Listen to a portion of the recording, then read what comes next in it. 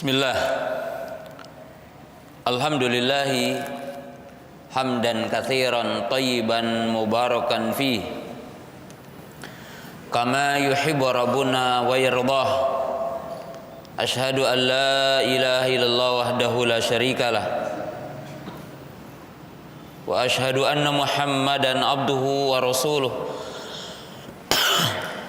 Wassalatu wassalamu ala Rasulillah wa ala alihi wa ashabihi wa man tabi'ahum bi ihsanin ila yaumiddin. Ya ayyuhalladzina amanu taqullaha haqqa tuqatih wa la tamutunna illa wa antum muslimun. Kaum muslimin, para penuntut ilmu yang dirahmati Allah Subhanahu wa taala, pemirsa MGI TV yang dirahmati Allah Ta'ala, para pendengar Radio Riyadul Jannah di mana saya berada. Alhamdulillah pada kesempatan sore yang berbahagia ini, dengan izin dan qudrat dari Allah Subhanahu wa taala, kita dapat berjumpa kembali dalam kajian pekanan kita tentang kitab Sahih Bukhari. Dan dengan izin dan karunia dari Allah Subhanahu wa taala, kita telah menyelesaikan bahasan yang kedua dari kitab Sahih Bukhari, yaitu Kitabul Iman. Yang pertama adalah Kitabul Wahyi. Dan sekarang kita akan masuk kepada bahasan yang ketiga, atau judul yang ketiga adalah Kitabul Ilmi. Kitabul Ilmi. Babu fadlil ilmi. Babu fadlil ilmi.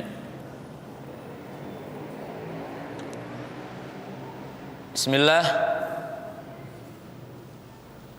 Bismillahirrahmanirrahim. Kitabul Ilmi. Babu fadlil ilmi.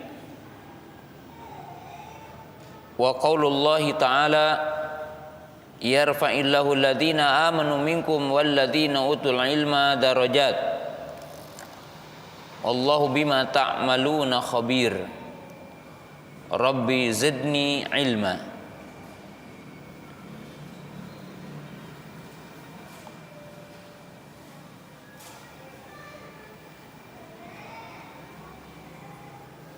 Al-Imam Bukhari rahimahullahu ta'ala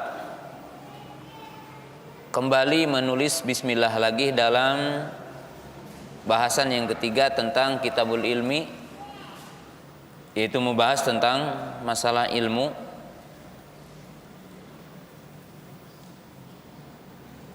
Yang akan dibahas di dalamnya mencakup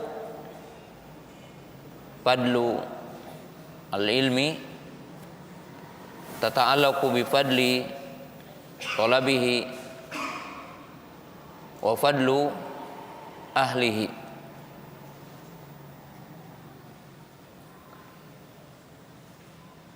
Wa sayubayyinu aidan al-muallif fi hadha al-kitab bi dzikri ba'dil ahadits tata'allaq bi adab al-alim wal muta'allim. Pada kitab ini, atau pada bahasan yang ketiga tentang ilmu, mu'allif akan menjelaskan sejumlah hadis berkaitan dengan masalah ilmu dari beberapa sisi. Jadi mu'allif akan mencantumkan sejumlah hadis dalam Kitabul Ilmi dari beberapa sisi. Yang pertama, fadlul ilmi, yakni fadlu talabul ilmi, keutamaan ilmu, keutamaan mencari ilmu. Yang kedua akan menjelaskan fadlu ahlihi, keutamaan orang yang punya ilmu, yakni fadlul ulama, keutamaan ulama, keutamaan orang-orang alim.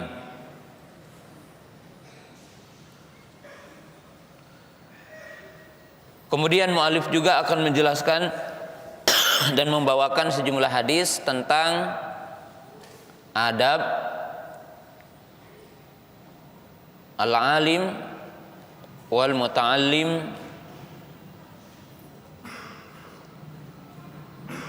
yakni adab thalabul ilmi wa adabul muallim. Dan mu'alif juga akan mencantumkan sejumlah hadis tentang adab, yaitu tata krama berkaitan dengan adab alim, muallim, adab guru, adab pengajar. Berikut di dalamnya akan juga menjelaskan sejumlah hadis tentang adab yang menuntut ilmu. Jadi adab para penuntut ilmu, adab para pencari ilmu, adab yang mengajarkan ilmu. Jadi banyak sisi yang dibahas, hadis-hadis yang akan ditengahkan dalam bab ini. Jadi menjelaskan keutamaan ilmunya, menjelaskan keutamaan mencarinya, menjelaskan keutamaan, ya, termasuk di dalamnya adab guru, bagaimana mengajar,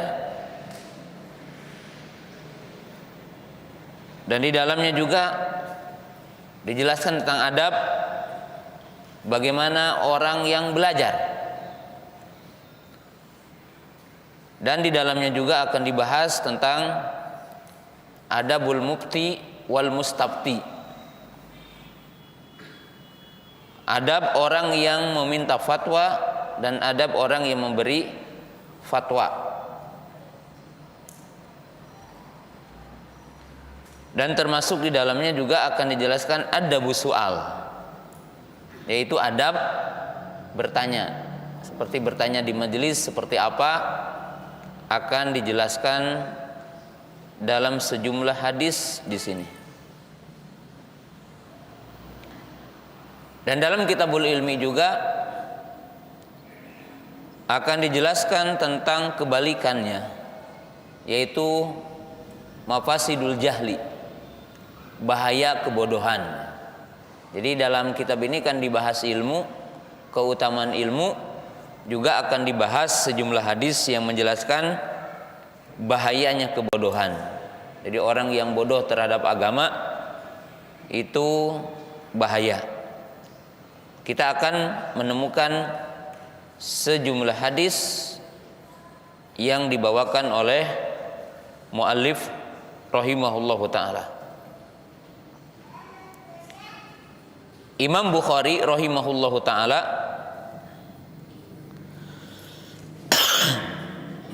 di sini menyebutkan 3 bab. Bab yang pertama yaitu kitab Bad'il Wahyi. Bab yang kedua yaitu kitabul iman. Sedangkan yang ketiga adalah kitabul ilmi. Jadi mu'alif menjelaskan kitab Bad'il Wahyi, kitabul imani, kitabul ilmi. Mu'alif rahimahullah ta'ala mengawali Sahih Bukhari dengan 3 pembahasan utama, 3 judul utama. Judul yang pertama dimulai dengan pembahasan masalah wahyu. Kenapa beliau memulai dengan kitabul wahyu?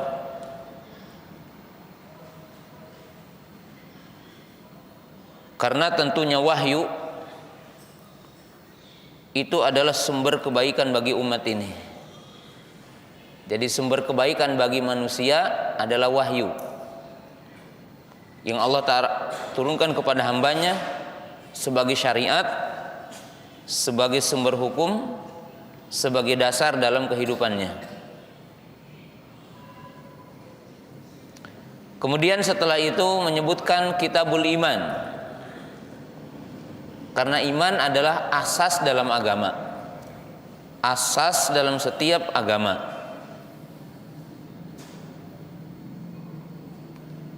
Adapun beliau menyebutkan bab yang ketiga, yaitu kitabul ilmi, karena ilmu adalah sebagai dasar dibangunnya amal. La yasihul imanu bidunil ilmi wa la yasihul amalu bidunil ilmi.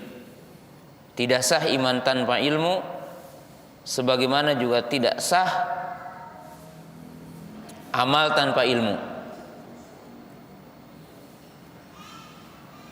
Wa la yasihu al amalu bidunil iman, kama la yasihul imanu bidunil ilmi wa la yasihul amalu biduni al ilmi. Tidak sah amal tanpa iman, sebagaimana juga tidak sah iman tanpa ilmu, sebagaimana juga tidak sah amal tanpa ilmu. Maka muallif rahimahullahu taala mengetengahkan kitab yang ketiga dari Sahih Bukhari itu Kitabul Ilmi, karena akan menyebutkan hukum setelahnya, akan membahas tentang amal setelahnya, maka beliau menjelaskan ilmu. Dan Imam Bukhari nanti akan menyebutkan babul ilmi qoblal qauli wal amali, bab ilmu sebelum berbicara dan sebelum beramal. Qala babu fadlil ilmi, bab tentang keutamaan ilmu. Lalu beliau membawakan dua ayat, itu dalam surah Al-Mujadilah, surah ke-58 ayat 11, dan surah Toha ayat 111, surah ke-20 ayat 111. Beliau mencantumkan dua ayat di antara sejumlah ayat yang menyebutkan keutamaan ilmu. Di antara sejumlah ayat yang menjelaskan keutamaan ilmu. Ayat yang pertama, babu fadlil ilmi, bab keutamaan ilmu. Wa qaulullahi ta'ala yarfa'illahu alladhina amanu minkum walladhina utul ilma darajat. Allah mengangkat derajat orang-orang yang beriman minkum, di antara kamu, walladhina utul ilma darajat, dan orang-orang yang dianugerahi ilmu dengan beberapa derajat.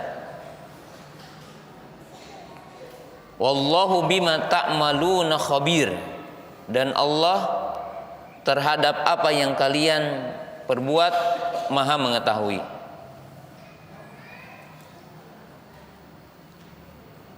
Itu ayat yang pertama. Ayat yang kedua, Rabbi zidni ilma, wahai Tuhanku, wahai Rabbku, tambahlah aku iman, tambahlah aku ilmu. Rabbi zidni ilma, wahai Rabbku, wahai Tuhanku, tambahlah aku ilmu. Beliau mencantumkan dua ayat, dan ayat tentang keutamaan ilmu sangat banyak.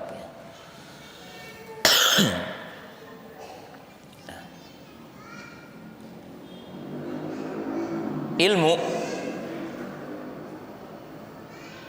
yang datang pujiannya dalam Quran,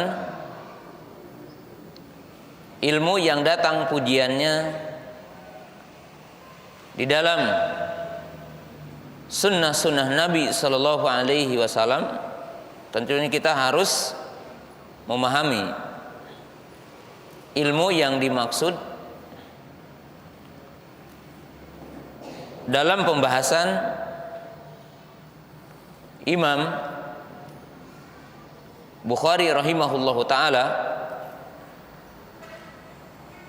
dan para ulama yang lainnya apa gitu. Jadi apa yang dimaksud dengan ilmu? Ilmu yang dimaksud yang datang pujiannya dalam Al-Quran, yang datang pujiannya dalam Sunnah, yang secara mutlak adalah al-ilmu bi kitabillah wal ilmu bi sunnati Rasulillah.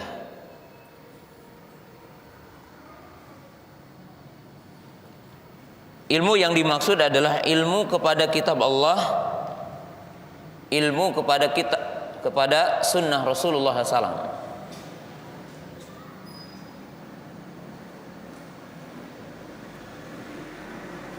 Yaitu al-ilmu alladzi atabihi al-kitab wa sunnah. Ilmu yang datang dari Al-Quran dan sunnah Rasulullah sallallahu alaihi wasallam. Maksudnya ketika para ulama membahas ilmu dan membahas keutamaannya dan membahas keutamaan orang yang memilikinya adalah al-ilmu nafi wa huwa ilmu ma nazala bihi al-Quran wa fasarahu Rasulullah sallam qaulan wa fi'lan. Yang dimaksud dengan ilmu yang dipuji oleh Allah Ta'ala dan dipuji oleh Nabi SAW adalah ilmu yang tercantum dalam Quran dan ilmu yang tercantum dalam sunnah Nabi Sallallahu Alaihi Wasallam, yaitu ilmu yang datang dari Nabi Sallallahu Alaihi Wasallam, ilmu yang ada dalam Al-Quran dan ilmu yang ada dalam sunnah Rasulullah Sallallahu Alaihi Wasallam. Dan ilmu yang dimaksud ini apa yang dijelaskan oleh para ulama, yaitu ma'rifatullah, yakni ma'rifatullah, ma'rifatu rububiyatihi, ma'rifatu uluhiyatihi, ma'rifatu asma'ihi wa sifatihi. Itu yang pertama, ilmu yang berkaitan dengan ma'rifatullah, ilmu yang berkaitan dengan mengenal Allah, yaitu mengenal rububiyahnya, mengenal uluhiyahnya, mengenal nama-nama dan sifat-sifatnya, yakni ma'rifatu azamatullah, mengenal keagungan Allah Ta'ala, kebesaran Allah Ta'ala. Sedangkan yang kedua adalah ma'rifatu nabiyhi, yaitu mengenal kepada nabinya, yaitu ma'rifah binabihi, yakni ma'rifatu sunnatihi, ma'rifatu syara'ihi, yaitu mengenal kepada nabinya, yaitu mengenal kepada sunnah-sunnahnya, mengenal kepada syariatnya. Maka ini yang wajib bagi setiap insan untuk mempelajarinya.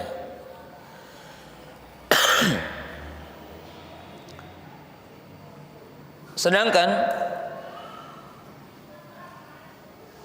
yang ketiga, di antara poin yang wajib atas setiap manusia dan dengan sebabnya Allah membuat pujian, makrifat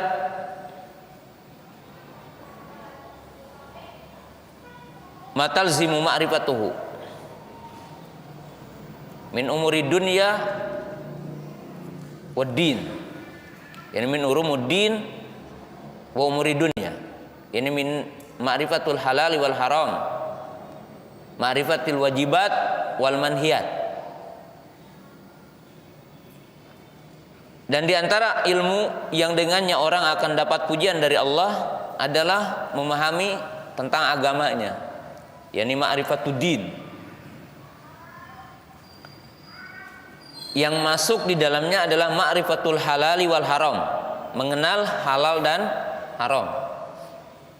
Setiap mukmin harus tahu halal haram, apa yang dihalalkan Allah, apa yang diharamkan Allah. Ma'rifatu al-wajibati wal manhiyat, yaitu mengenal perintah dan larangan. Jadi seyogianya orang mukmin tahu perintah-perintah Allah, tahu larangan Allah, tahu larangan Allah Ta'ala.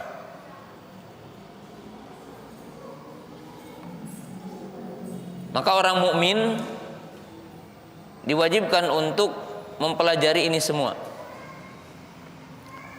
yaitu ma'rifatullah, ma'rifatun nabiyhi, wa ma'rifatu dinil islami bil adillah, yaitu mengenal Allah, mengenal Rasulnya, mengenal agama, mengenal dalil-dalil agama, mengenal halal haram, mengenal perintah-perintah Allah dan larangan Allah.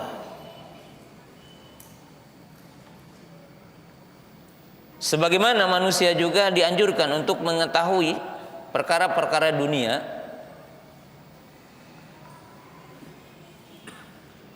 yang merupakan wasilah li hukmil maqasid, yakni umur dunia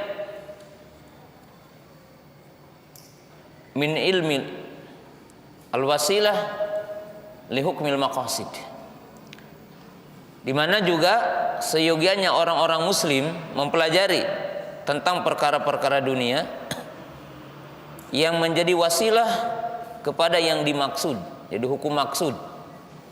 Maksudnya apa?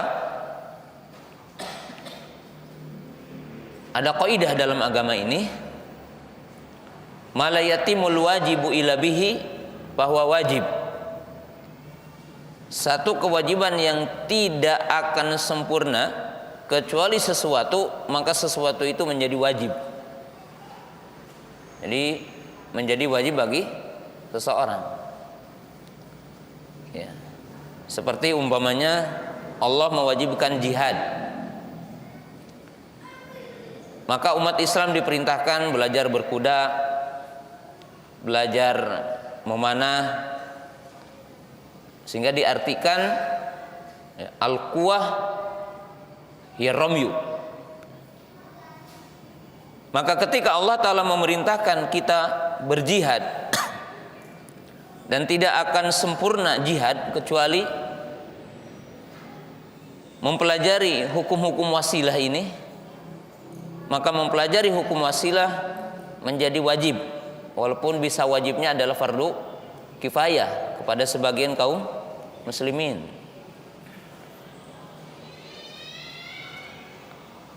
Sebagaimana munculnya penemuan-penemuan baru berkaitan juga dengan wasilah dakwah.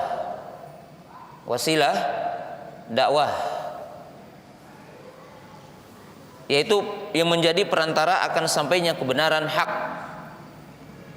Maka mempelajari sebagian ilmu yang menjadi perantara tujuan perintah Allah akan bisa dilaksanakan, maka sesuatu itu menjadi wajib. Jadi menjadi wajib, walaupun wajibnya menjadi fardu kifayah, tidak mesti akan menjadi fardu ain. Ya, fardu ain. Dan apabila kita melihat ayat atau melihat hadis ketika Allah dan Rasulnya memuji ilmu, maka yang dimaksud adalah al-ilmu bi kitabillah wal ilmu bi sunnati Rasulillah, yakni ma'rifatullah, ma'rifatun nabiyhi, ma'rifatud dinil Islam bil adillah. Itu yang dimaksud dengan ilmu. Kaum muslimin jamaah yang dirahmati Allah Ta'ala, lalu muallif rahimahullahu ta'ala membawakan dua ayat Dalam kitab Sahih Bukhari ini ia menunjukkan keutamaan ilmu. Adapun hadis akan disebutkan dengan perinciannya nanti. Ayat yang pertama menjelaskan bahwa pemilik ilmu akan diangkat derajatnya. Jadi akan diangkat derajatnya.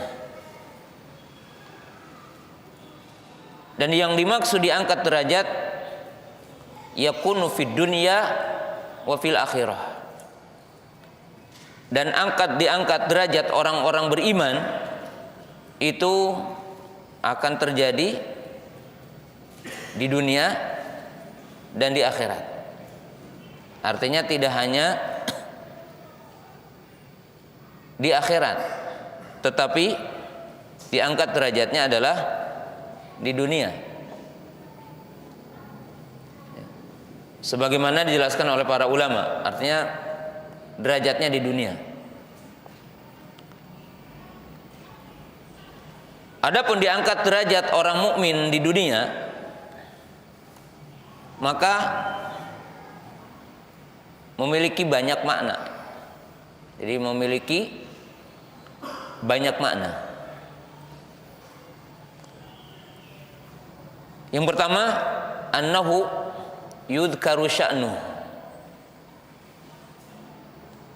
Yang pertama, bahwa orang-orang berilmu itu akan disebut namanya gitu. Jadi akan disebut namanya. Sebagaimana dalam dunia nyata hari ini kita tahu siapa Abu Hurairah, siapa Abdullah bin Abbas, siapa Abdullah bin Umar, siapa Anas bin Malik, sejumlah dari para sahabat.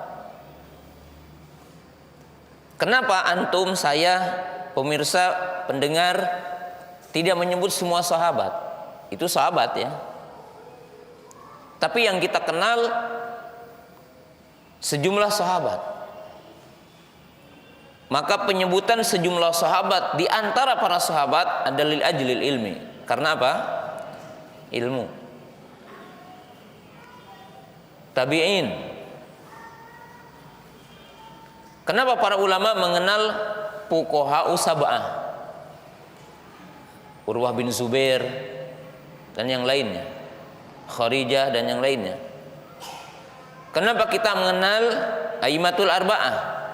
Ulama yang 4, padahal ulama bukan yang 4 saja gitu ya. Imam Abu Hanifah, Imam Malik, Imam Syafi'i, Imam Ahmad. Kita mengenal muhaddis Sufyan ibnu Uyainah, Sufyan Ats-Tsauri, Imam Zuhri dan yang lainnya. Sebagaimana kita juga mengenal para ulama hari ini. Mengenal siapa Syekh bin Baz, siapa Syekh Muhammad Shalih Utsaimin, siapa Syekh Mukbil, siapa Syekh Albani, para ulama. Maka nama mereka disebut dalam lisan manusia, yakni ma'rufun wa madhkurun ala alsinatin nas. Bahwa orang-orang yang punya ilmu itu akan senantiasa disebut dalam lisan manusia, menjadi nama yang dikenal, menjadi nama yang selalu disebutkan. Maka ini maksud yarfa'illahu ladina amanu minkum.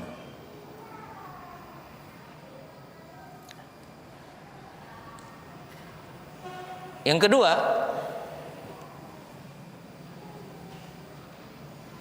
anal ulama muqaddamun fi kullihan, yakni fi kulli halin,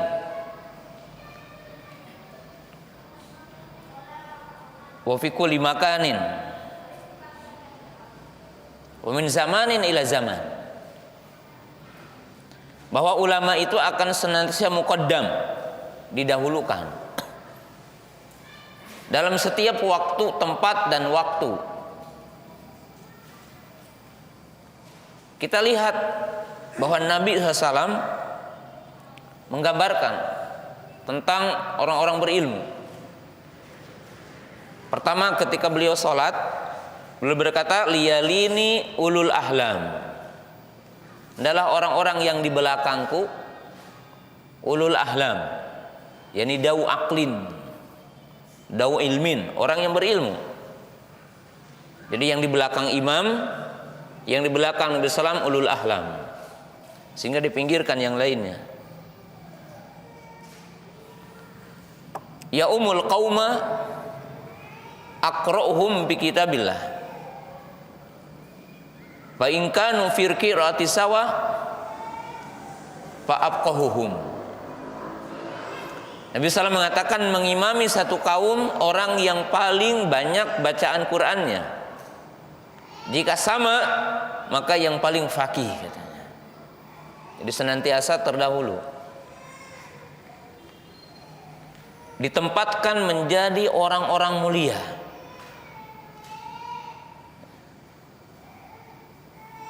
Kemudian Umar ibn Khattab radhiyallahu taala anhu, ketika beliau menjadi khalifah, maka beliau mengangkat seorang budak yang dikenal dengan namanya Ibnu Abza minal mawali. Lalu ada sejumlah orang yang sedikit kurang setuju dengan penempatannya. Faqala Umar bin Khattab radhiyallahu taala anhu,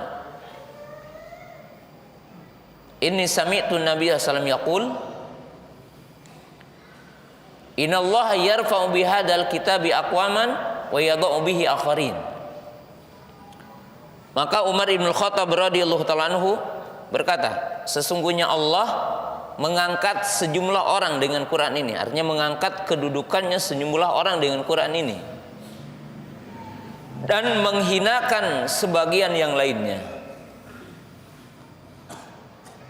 Qala Umar bin Khattab, innahu qari'un li kitabillah alimun bil faraid. Maka beliau mengatakan karena Ibnu Abza ini seseorang yang qari, artinya ahli qiraah, hafal Quran, hafal tentang sanad-sanad qiraah, dan beliau adalah orang yang ahli faraid,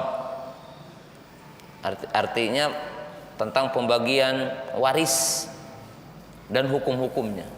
Maka beliau mengangkatnya.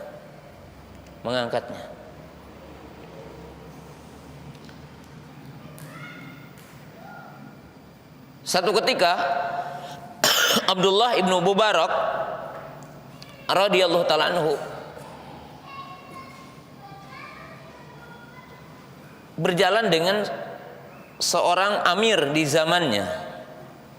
Jadi dengan pemimpin di zamannya, berjalan dengan raja, atau sekarang itu dengan presiden. Maka orang-orang ditanya, aina amirukum, siapa amir kalian? Fa asyaru ila Abdullah ibn Mubarak, ainal malik, aina amirukum, mana raja kamu, mana pemimpin kamu?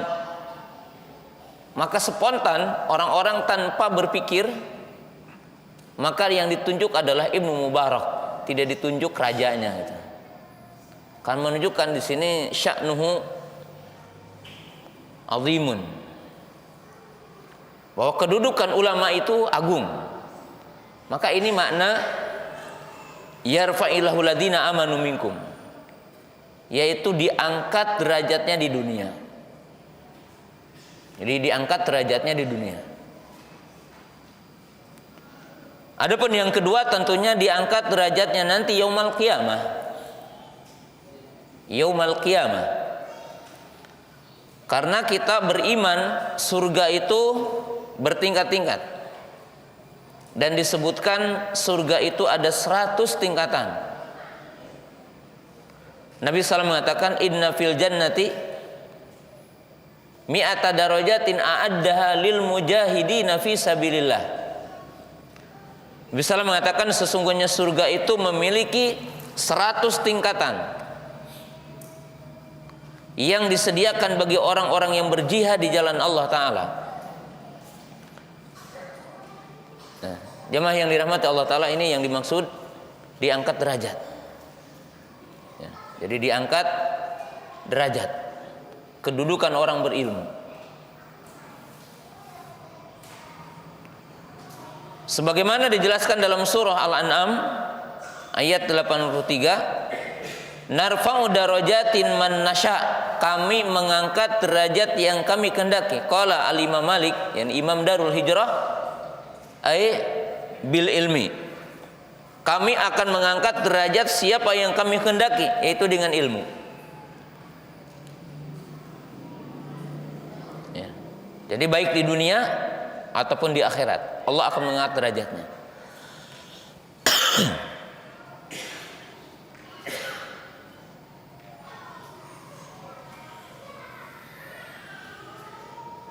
Di sini kita akan sebutkan poin penting pada ayat yang pertama, yaitu dua bahasan. Pertama, Al-Quran telah menyebutkan ada 4 sebab utama manusia diangkat derajatnya. Jadi dalam Al-Quran Allah menyebutkan ada 4 sebab utama manusia diangkat derajatnya.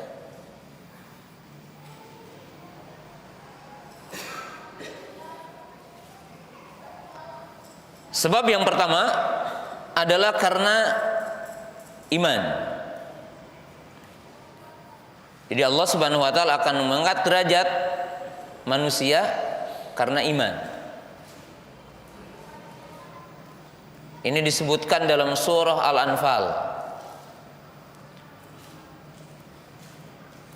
Innamal mu'minuna alladzina idza dzukirallahu wajilat qulubuhum wa idza tuliyat alaihim ayatuhu zadatuhum imana wa ala rabbihim yatawakkalun alladzina yuqimuna sholata wa mimma razaqnahum yunfikun ulaika humul mu'minuna haqqan lahum darajatun inda rabbihim wa maghfirah wa rizqun karim. Ayat 2 sampai ayat 4 ya.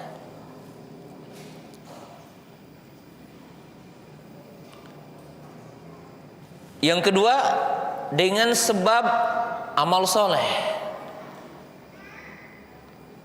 Itu disebutkan dalam surah Thaha ayat 75.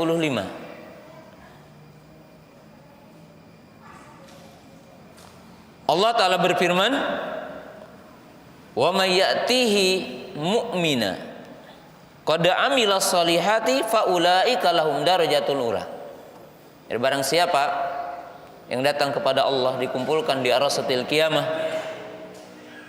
dalam keadaan beriman dan telah beramal soleh, maka bagi mereka derajat yang tinggi. Ini sering diulangi, kita ulangi di tempatnya di sini. Yang ketiga, dengan sebab jihad. Allah Ta'ala berfirman dalam surah An-Nisa pada ayat 95-96. La yastawil qaiduna minal mu'minina ghairu ulil darari wal mujahiduna fi sabilillahi bi amwalihim wa anfusihim.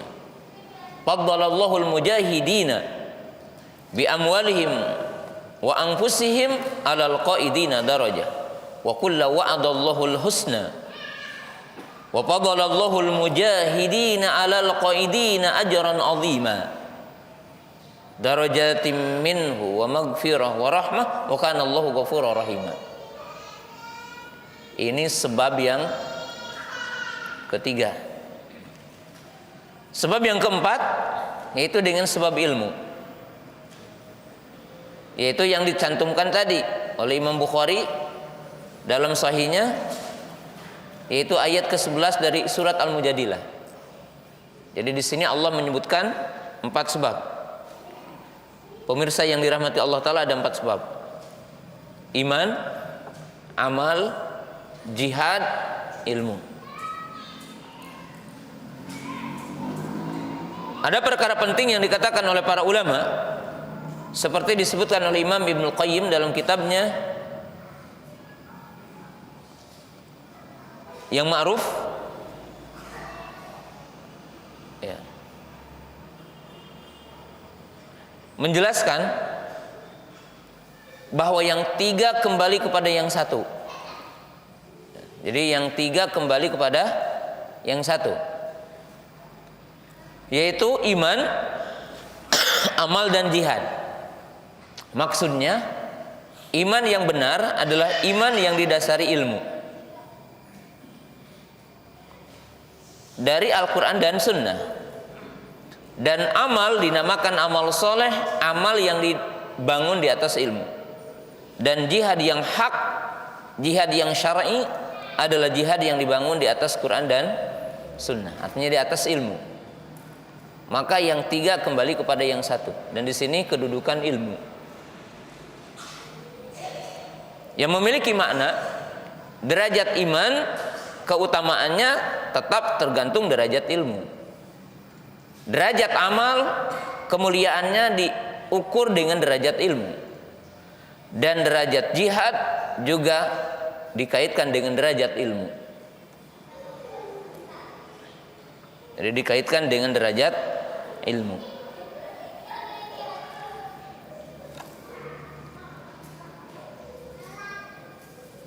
Ini bagian pertama dari ayat ini. Nah, bagian yang kedua dari ayat ini, bagaimana Allah mengangkat derajat orang berilmu, dan apa yang menyebabkan Allah mengangkat derajat orang berilmu. Jadi apa yang menyebabkan bahwa Allah mengangkat derajat orang yang berilmu. Jadi kenapa Allah Ta'ala mengangkat derajat orang yang berilmu? Ya.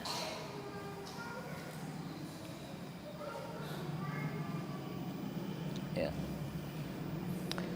Ada beberapa sebab yang menjadikan orang berilmu diangkat derajatnya, dan derajat mereka menjadi orang yang paling tinggi derajatnya. Kenapa?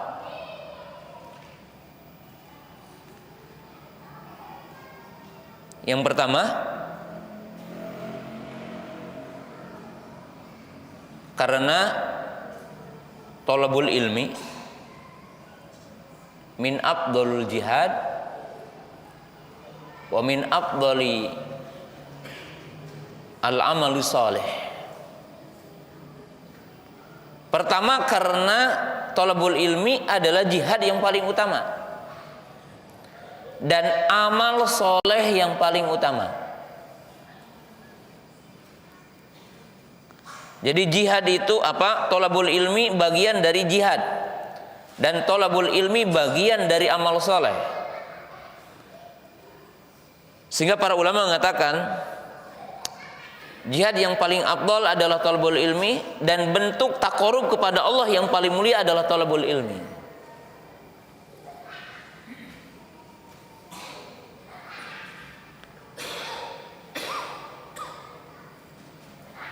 Ada riwayat dari para ulama yang mengatakan, man ra'a annal gudwata li talabul ilmi laisa bi jihadin faqad naqasa aqluhu, katanya.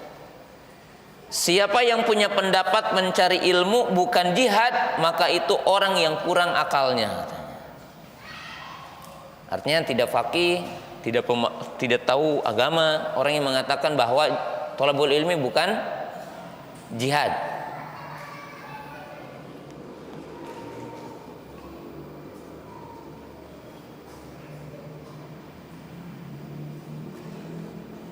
Maka otomatis kalau jihad sebab diangkatnya ilmu derajat, dan amal sebagai sebab diangkatnya derajat, maka thalabul ilmi adalah bagian yang terpentingnya dari itu semua, karena masuk kepada dua poin tadi. Jadi masuk kepada dua poin tadi.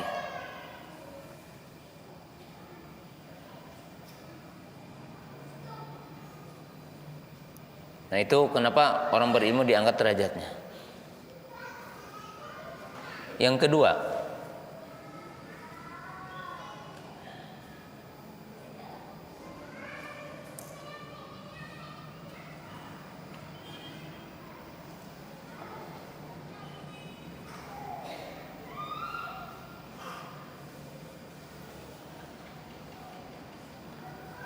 al-ilmu huwa asasul lil imani wal amal.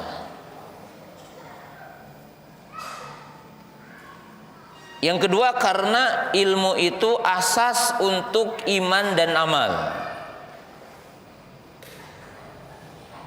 Jadi asas untuk ilmu untuk amal dan iman.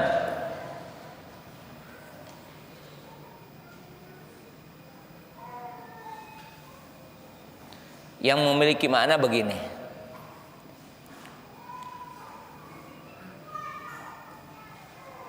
Orang tidak akan bisa beriman kepada Allah dalam arti hakikatnya, karena kalau berimannya saja itu fitri. Paham nggak? Berimannya saja fitrah itu. Dalam arti begini maknanya. Setiap orang dengan fitrahnya akan meyakini adanya Allah. Setiap orang dengan fitrahnya meyakini adanya pencipta. Itu fitrah manusia. Kecuali yang telah mendapatkan penyakit ya. Ada kontaminasi dari penyakit-penyakit yang ada di dunia ini.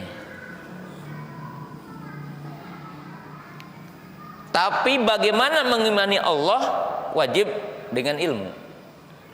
Kalau berimannya saja fitrah, semua manusia akan meyakini adanya pencipta, meyakini adanya sang pemilik alam semesta ini. Tapi bagaimana beriman kepada Allah?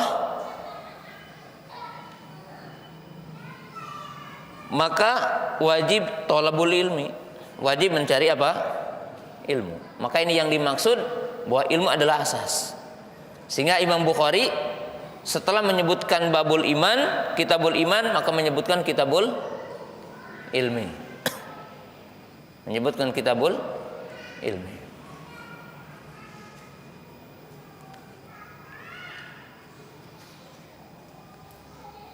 Maka di sini menunjukkan setiap orang akan belajar iman, maka dia belajar bagaimana beriman, dan dengan itu dia akan mengangkat derajatnya.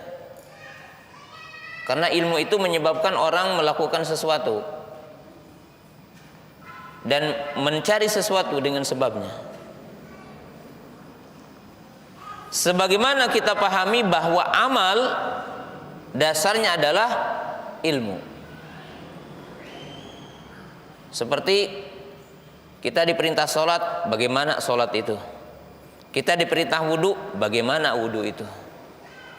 Kita diperintah puasa, bagaimana puasa itu?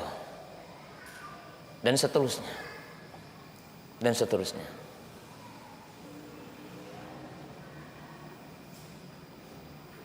Yang ketiga,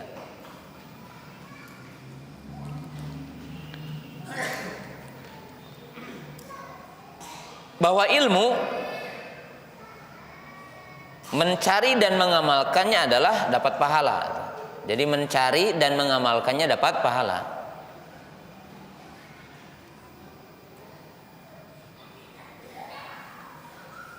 Maka sudah barang tentu pintu-pintu untuk dia ditingkatkan derajatnya di sisi Allah bagi orang yang mencari ilmu, kemudian mengamalkan ilmu, maka disitulah dia akan dibukakan pintu-pintu sebab diangkat derajatnya. Karena setiap dia beramal dibuka dengan pintu ilmu, dan disitulah dia mendapatkan sebab untuk mendapatkan derajatnya diangkat.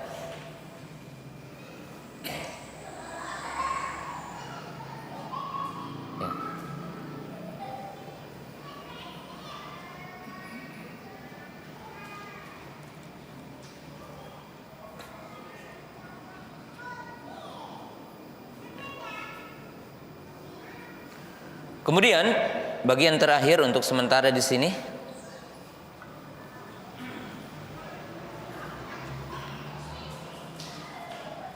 yang akan menekankan kenapa orang yang berilmu akan menjadi lebih tinggi derajatnya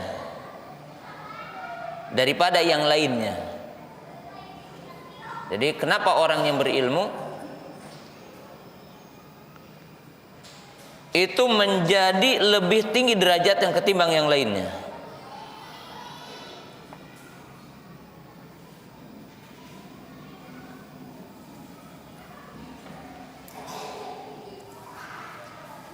Kita berikan contoh di sini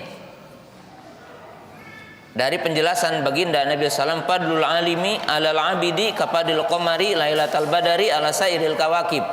Artinya perumpamaan orang berilmu dengan ahlu ibadah adalah bagaikan bulan purnama dengan bintang-bintang yang ada.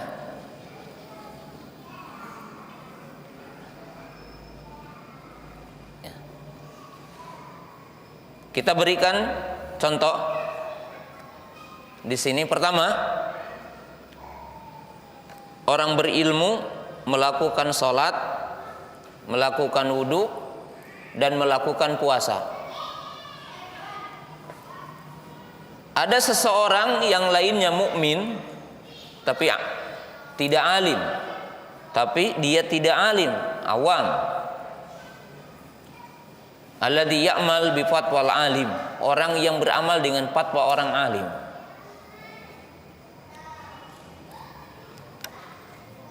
Salat bareng di awal waktu, kaifiyahnya sama. Tidak ada beda antara orang yang berilmu dengan awam ini. Dari sisi praktek waktunya sama.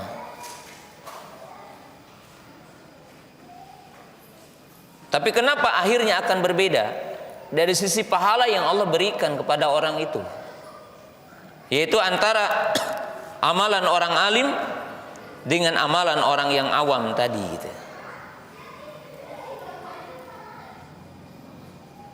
Kenapa?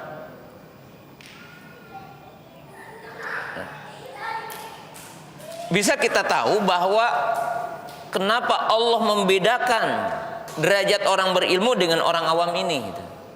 Padahal sama-sama sholat, sama-sama wudhu, sama-sama puasa, wudhunya sama, sholatnya sama, puasanya sama. Ya. Yang membedakannya minimalnya ada 3 sebab. Jadi yang membedakannya minimalnya ada 3 sebab.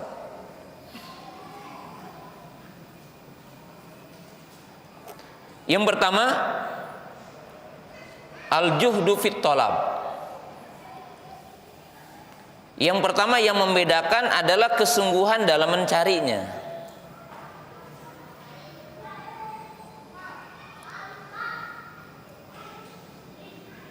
Kalau orang yang awam mencari ilmu, duduk, mendengar, sampai di situ. Apa yang jelaskan dipahami, diamalkan. Tapi kalau ulama yang mereka betul-betul thalibul ilmi, mereka melakukannya dengan pencarian yang lama, pencarian yang seksama, penelitian yang seksama, sehingga jihadnya berbeda.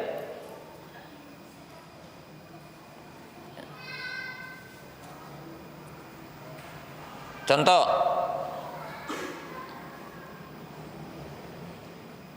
apa hukumnya mencuci telapak tangan sebelum wudhu? Orang awam umpamanya mendengar sunnah dalam sejumlah hadis, hadis Utsman Ibnu Affan, hadis Abdullah bin Zaid, Nabi SAW memulai wudunya dengan membuka tangan, mencuci telapak tangan. Hadisnya hafal? Enggak lah, pokoknya Ustadz tadi menjelaskan. Tapi kalau ulama menelaah, pertama mencari hadisnya, kedua meneliti derajat sahih atau dhaif hadisnya, Ketiga, meneliti syarahnya. Keempat, meneliti aqwal ulamanya. Kelima, mana yang paling rajih. Minimalnya ada 5 langkah yang dilakukan oleh orang alim, sehingga bentuk jihadnya berbeda dengan kita, dengan orang awam. Maka dengan itu derajatnya akan berbeda. Jadi derajatnya akan berbeda. Ini sebab yang kedua. Jadi dari sisi juhud yang dilakukan oleh kedua belah pihak berbeda. Sisi yang kedua, bahwa ketika orang itu beramal, orang yang paham dalil dengan orang yang tidak paham dalil, tingkat khusyuk dan yakinnya akan berbeda. Contohnya wudu, syarat sahnya sholat adalah wudu. Tapi antara orang yang hafal ayatnya akan berbeda dengan orang yang tidak hafal ayatnya. Karena orang yang hafal ayat dan dia betul-betul, maka dia akan merasakan ketika melakukan itu diperintah Allah. Jadi tingkat ihsannya tinggi, orang yang alim itu. Orang yang tahu ancaman yang wudu tidak sempurna, ketika wudu dia hati-hati karena ingat hadis wailul aqabi minan nar. Celaka tumit yang tidak disentuh air akan disentuh neraka. Maka hati-hati dan dia ingat kepada iqab hukuman. Maka timbul khasyah di situ. Ketika orang mukmin tahu kepada sejumlah hadis, siapa yang menyempurnakan wudu maka akan diampuni dosa yang telah lalu, katanya. Salat dan menyempurnakan wudu, maka timbul rogbah. Jadi mahabbah, khasyah, rogbahnya ada. Beda dengan orang ya wudu aja gitu. Maka ini yang kedua ya, beda orang berilmu. Yang ketiga, bahwa amal dari orang berilmu pahalanya tidak akan berhenti ketika dia meninggal dunia. Jadi pahala orang yang berilmu itu tidak akan berhenti ketika ia meninggal dunia. Orang yang bisa sholat tadi dan bisa wudu dan bisa puasa, tapi tidak bisa mengajarkannya, maka ibadah-ibadah yang tadi berhenti ketika dia meninggal dunia. Tapi orang alim yang mampu mengajarkan wudu yang benar, mampu mengajarkan sholat yang benar, dan mampu menjelaskan apa itu puasa, apa itu hukumnya, apa itu rukunnya, bagaimana syaratnya, bagaimana adabnya, sehingga diikuti oleh ribuan kaum muslimin dengan sebab lisan dia, baik dalam bentuk ucapan atau bentuk tulisan yang dia tulis atau penjelasan dengan lisannya. Maka semua orang yang bisa berwudu karenanya dan bisa sholat karenanya, maka akan mengalirkan pahala kepadanya.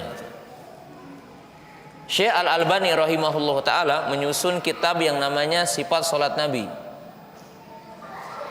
Dan buku ini dipelajari oleh seluruh penjuru dunia dari kalangan ahlu sunnah. Dipelajari kitab Sifat Sholat Nabi, baik yang udah diterjemahkan dalam bahasa Indonesia atau masih asli dengan bahasa Arab. Bahkan mungkin tidak ada orang yang thalabul ilmi kecuali pernah menelaah kitab itu, tahu bagaimana praktek sholat dari awal sampai salam. Maka sudah dipastikan semua orang yang memahami tata cara sholat sesuai dengan sunnah dari membaca buku ini akan mengalirkan pahala kepada Syekh Al-Albani rahimahullahu ta'ala dengan izin Allah ta'ala. Dan ini makna yarfa'illahu ladina amanu minkum waladina utul ilma darajat ya. Itu adalah ilmu ya. Ya. Jadi ini adalah urgensi ilmu dari ayat ini. Allah mengangkat derajat orang beriman. Ya. Seperti contoh yang saya sering sampaikan, ya, dari segelas air, ilmu itu mengangkat derajat orang. Seorang hamba walaupun mukmin minum, pegangnya tangan kiri, tidak ada tasmiyah, tidak ada pahala dari minumnya. Tapi ketika orang mukmin minum, pertama terbesit dalam hatinya, minum ini untuk sehat, agar fisik saya bisa ibadah kepada Allah, maka dicatat pahalanya 1, karena niatnya niat solihah. Pegang dengan tangan kanan, dicatat 2, kul biyaminik, makan atau minum dengan tangan kanan. Samillah, bismillah, berarti udah dicatat 3 pahala. 1 niat yang baik, 2 pegang dengan tangan kanan, 3 baca bismillah. Kalau airnya panas, mengikuti adab Islam, tidak meniupnya. Kemudian kita bersyukur kepada Allah, maka dicatat 5 pahala karena air minum ini. Dan itu makna yarfa'illahu ladina amanu minkum waladina utul ilma darajat, dan ini keutamaan ilmu. Nah, makna dari ayat ini. Kemudian ayat yang kedua yang beliau bawakan, Rabbi zidni ilma. Wahai Rabbku, tambahlah aku ilmu. Cukup untuk menunjukkan keutamaan tentang ilmu, bahwa para nabi, para rasul, dan termasuk Rasul kita Muhammad SAW berdoa meminta ditambah ilmu. Wa qad qala al-ulama innallaha azza wajal lam ya'mur nabiyyahu bitolabi al-izdiyadi min syai'in illa minal ilmi. Al-Imam Ibnu Hajar rahimahullahu ta'ala ketika menjelaskan hadis ini, beliau menyebutkan sesungguhnya Allah tidak menyuruh para nabi meminta penambahan tentang sesuatu selain ilmu. Tidak meminta tentang ditambah kekuasaan, tidak meminta ditambah harta gitu ya. Tapi para nabi itu meminta ditambah apa? Ilmu gitu ya.